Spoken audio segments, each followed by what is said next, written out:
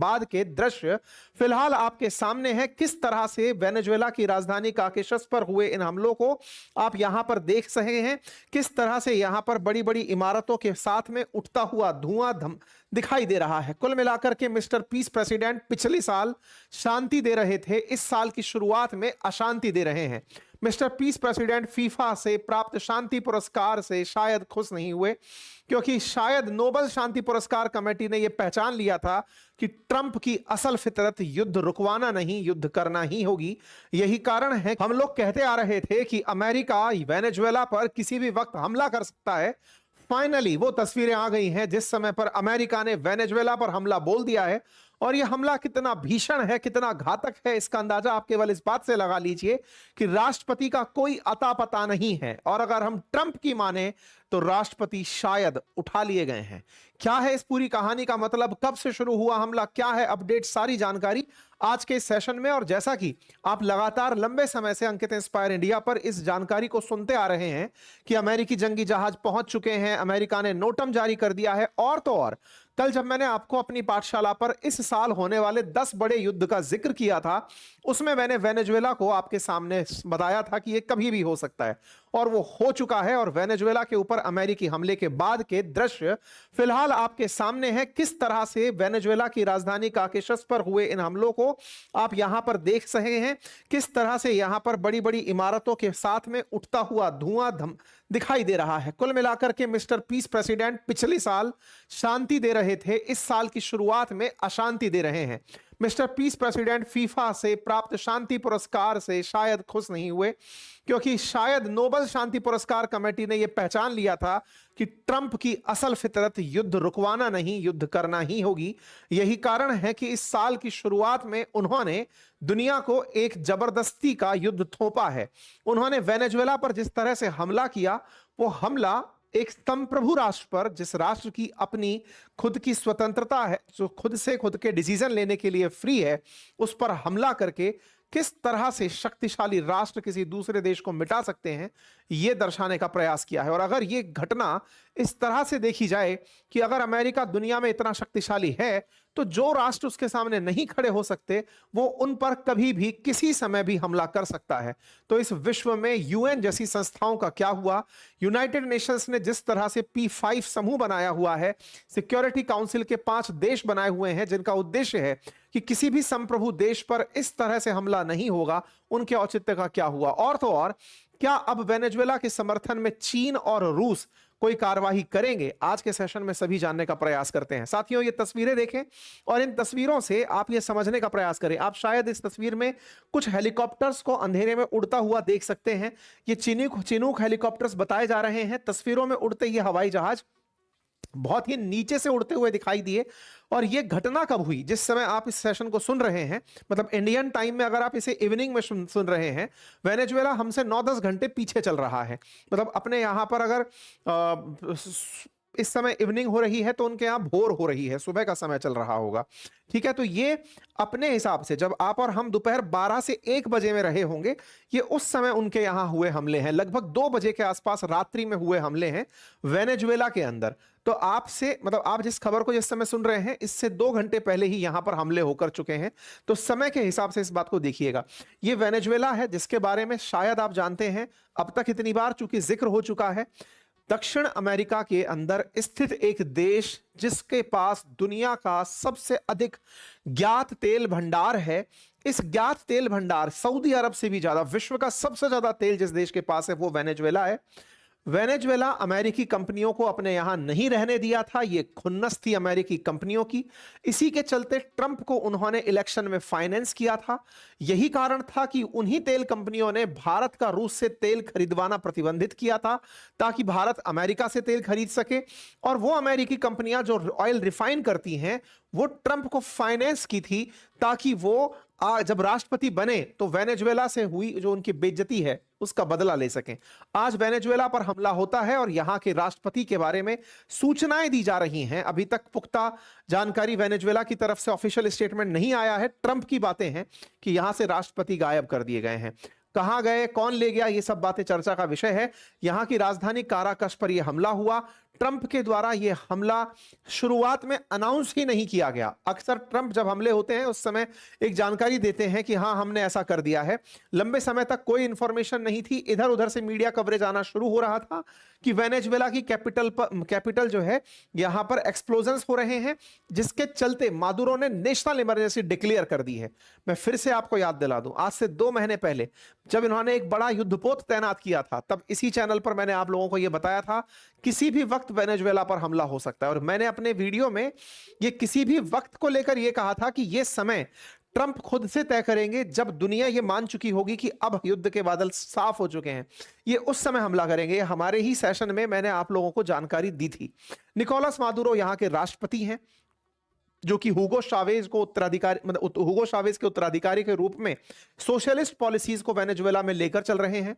Venezuela oil संपन्न राष्ट्र होकर के भी अत्यधिक महंगाई और गरीबी से जूझ रहा है, क्योंकि इन्होंने सरकारी नीतियां ऐसी अपनाई थी जिसमें जनता को सब मुफ्त देने की योजना थी, चाहे वो एक एजुकेशन, चिकित्सा, वाटर, तमाम प्रकार की सुविधाएं।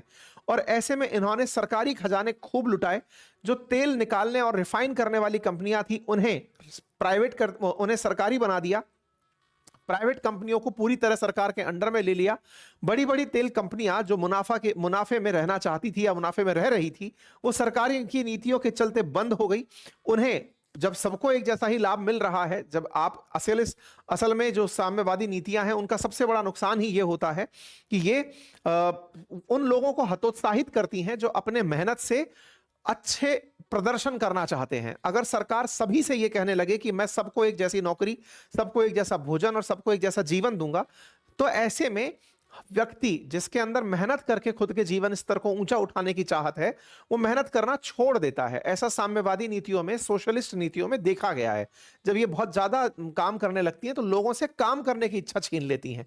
इसीलिए प्रोग्रेस के लिए कैपिटलिस्ट जो अप्रोच है, अमेरिका जैसे देश उसे थोपते हैं कि जिन्हें पैसे की भूख होगी वो तरक्की करेंगे, स्वार्थी लोग तरक्की करेंगे, जिन्हें अपना हित सबसे पहले पता होगा वो लोग तरक्की करेंगे। और वो इसी सोच को दुनिया के अंदर फैलाते हैं।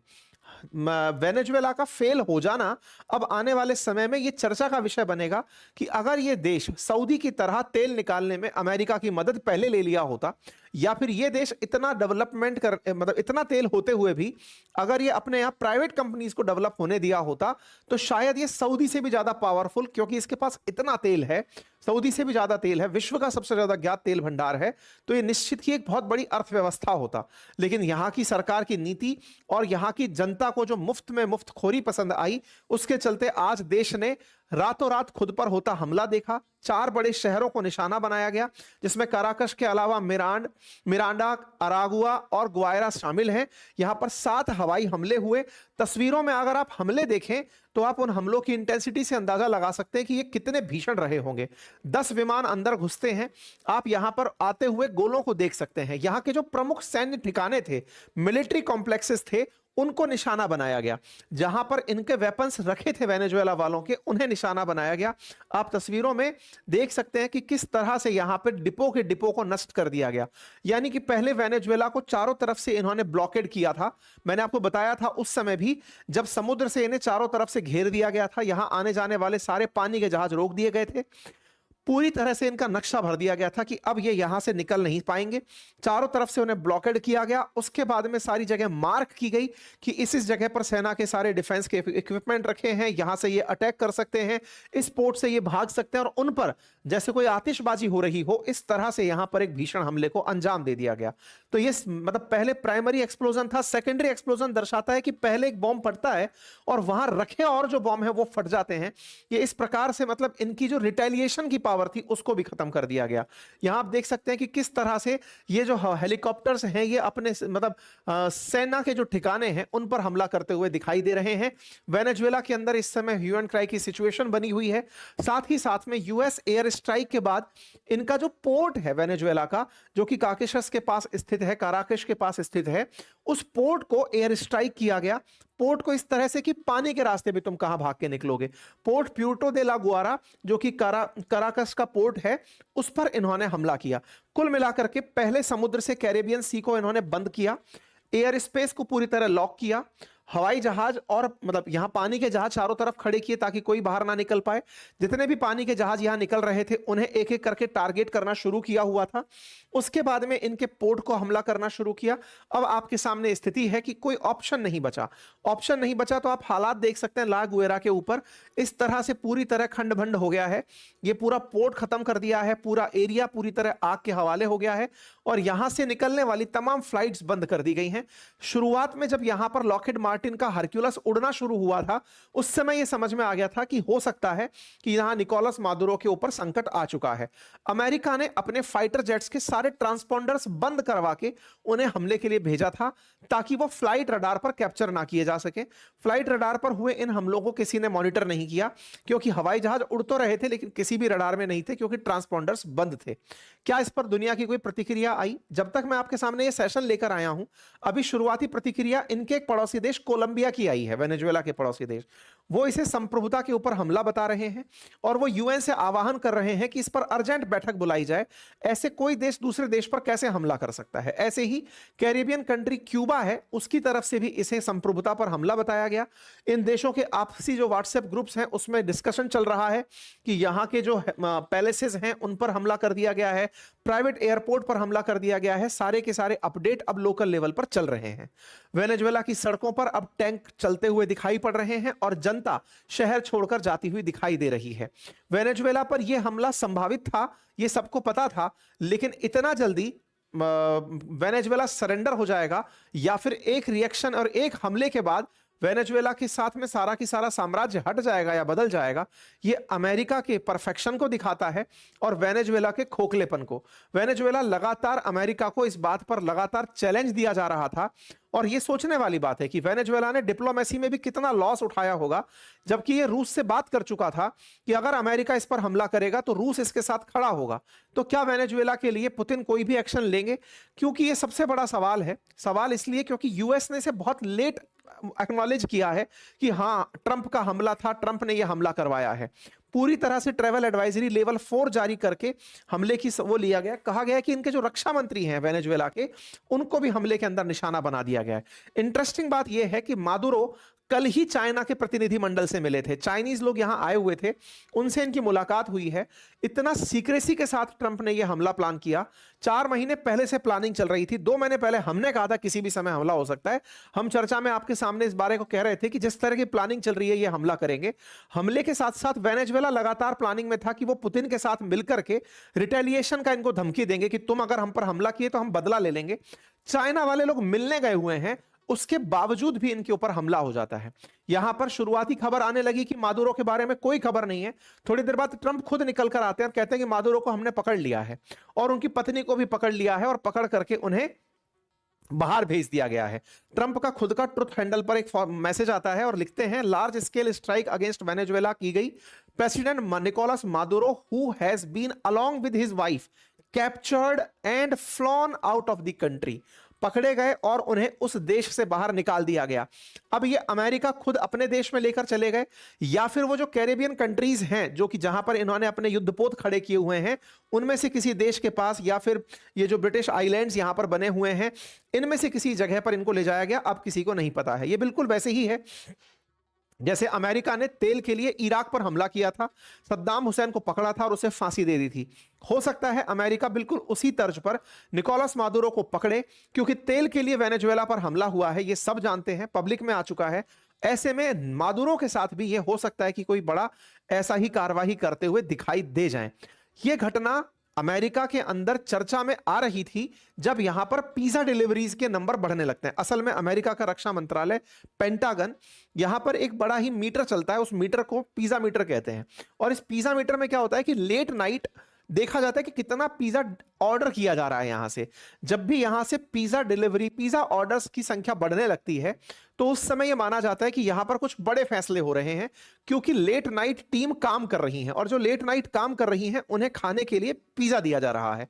और यह होता है अमेरिका में जब भी किसी देश पर हमला किया है उससे पहले इनके पेंटागन में इस तरह से पिज़्ज़ैटो पिज्जा के ऑर्डर्स अचानक बढ़ने लगते हैं। तो कल रात का मतलब अपन के हिसाब से अगर हम बात करें तो आज दोपहर 1-2 बजे के आसपास का, आप यहां पर देखें तो अचानक पिज्जा सेल के अंदर बहुत ज्यादा वृद्धि 3 बजे सुबह दिखाई देनी शुरू हुई थी।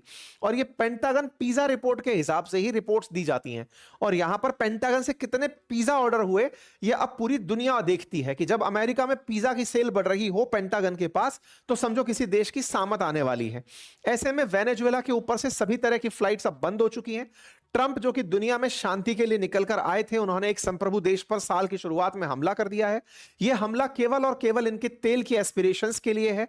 दुनिया को वाकई में इससे सबक लेने की आवश्यकता है।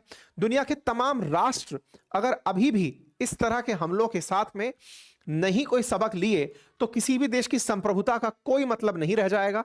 अमेरिका जिसे पसंद करेगा उसको ही अपने साथ चलने देगा, अदरवाइज दूसरे देशों को वो अपने हिसाब से ट्रीटमेंट देता रहेगा। दुनिया के लिए ये बहुत ही अलार्मिंग सिचुएशन है कि एक देश दूसरे देश को केवल ये ब्लेम करके कि तुम हमारे यहाँ ड्रग्स भेजते हो, तुम्हें हम पनिशमेंट देंगे। ऐसे दुनिया भर की चीजें हैं जो अमेरिका दूसरे देशों में भेजता है। दुनिया को नशे की लत वो भेजता है, गंदी आदतें वो भेजता है, अश्लील पिक्चर्स वो भेजता है। उसके बावजूद कोई अमेरिका के खिलाफ नहीं खड़ा होता। लेकिन दुनिया में किसी भी देश पर उसे दंडनायक की तरह जो निर्णय लेने की शक्ति मिली है, यह उसके शक्तिशाली होने का प्रमाण तो है, लेकिन यह दुनिया में गुंडई का प्रमाण भी है। अक्सर इस तरह से गुंडे भी यही कर रहे होते हैं। तो एक संप्रभु देश के ऊपर हमला करके अमेरिका ने भी दुनिया पर गुंडा राज दिखाने का प्रयास किया है। लेकिन गुंडों की ताकत तब तक ही बनी रहती है जब तक लोग एकजुट नहीं होते। विश्व को आवश्यकता है कि इस हमले का एकजुट होकर खंडन किया जाए। आवश्यकता इस बात की है कि यूएन इसमें अपनी प्रासंगिकता सिद्ध करे। यहां पर निजी स्वार्थ के स्थान पर दुनिया के देशों को, क्योंकि ये आज कोलम वेनेजुएला पर हुआ है, कल को किसी और देश पर इस तरह के हमले हो सकते हैं। अब दुनिया को अगर यह हमले से बचना है तो सबको न्यूक्लियर बॉम्ब की जरूरत पड़ने लगेगी, क्योंकि अमेरिका केवल उन्हीं देशों पर हमला नहीं कर पाता जिनके पास न्यूक्लियर बॉम्ब्स हैं। तो दुनिया अचानक अब न्यूक्लियर बॉम्ब्स की होड़ की तरफ बढ़ने लगेगी। विचारणीय है कि साउथ कोरिया के ऊपर अमेरिका ने एक भी बयान पिछले साल नहीं दिया। कारण था किम जोंग उन के पास उपस्थित न्यूक्लियर बॉम्ब। ट्रंप ने दुनिया भर पर तमाम बयान दिए, सभी के ऊपर उन्होंने टिप्पणी की, सब तरह के ट्रेड टैरिफ सब की बात की। नॉर्थ कोरिया उनके स्टेटमेंट से ही गायब था, क्योंकि उन्हें पता था कि अगर मेरे सनक के साथ उसकी सनक चल गई तो हमारे साथ दिक्कत खड़ी कर सकता है। चुप मार करके उसे इग्नोर ही कर दिया, जैसे वो वर्ल्ड में एग्जिस्ट ही नहीं करता। बिल्कुल वैसे ही आज ईरान को टारगेट किया जा रहा है जब तक उसके पास न्यूक्लियर बॉम्ब नहीं है। ये सभी विचारणीय तथ्य हैं, और इस तरह से अगर होने लगा तो दुनिया के देशों में न्यूक्लियर बॉम्ब की होड़ मच जाएगी। जो देश खरीद नहीं पाएंगे वो कालाबाजारी करने लगेंगे। पाकिस्तान जैसे देश, भारत जैसे देश के लिए बड़े रोग नेशन बन जाएंगे। ये देश दुनिया के साथ ऐसे समझौते करने लगेंगे जैसे फिलहाल इन्होंने सऊदी के साथ किया। इस तरह से दुनिया के अंदर बहुत अलग विचित्र स्थिति बनकर आ जाएगी। इसे सोचने और समझने की अत्यंत आवश्यकता है।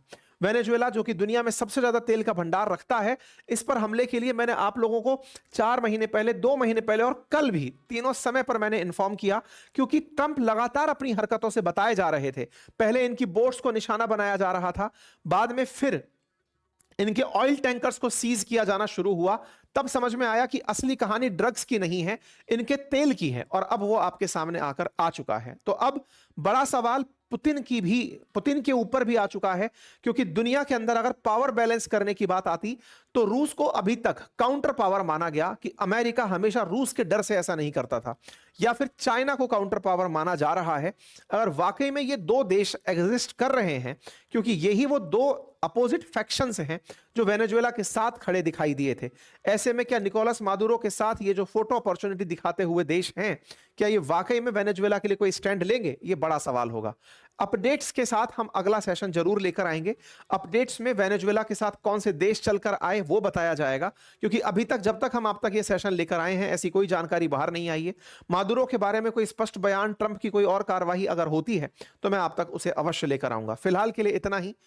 अपडेटेड रहने के लिए चैनल को सब्सक्राइब कर लीजिए। हमने कई बार आपसे कहा है कि अगर आप चैनल को सब्सक्राइब करके चलते हैं तो तमाम प्रकार के अपडेट्स आप तक ऑटोमेटिक दिखने लगते हैं, आपकी स्क्रीन पर आने लगते हैं। अगर आप सब्सक्राइब करेंगे तो अब तक नोटिफिकेशन भी पहुंचेगा। इसका कोई चार्ज नहीं है, चैनल पर जाकर बस सब्सक्राइब का बटन दबा दीजिए। फिलहाल के लिए इतना ही। और हाँ, जो हमारी ईयर एंड सेल थी, आप सभी के